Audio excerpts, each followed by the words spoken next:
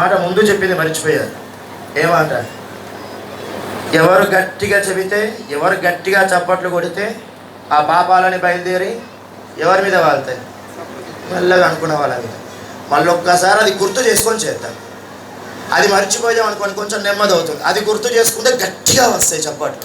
చేద్దామా? హరినారాయణ జయ నారాయణ, హరినారాయణ జయ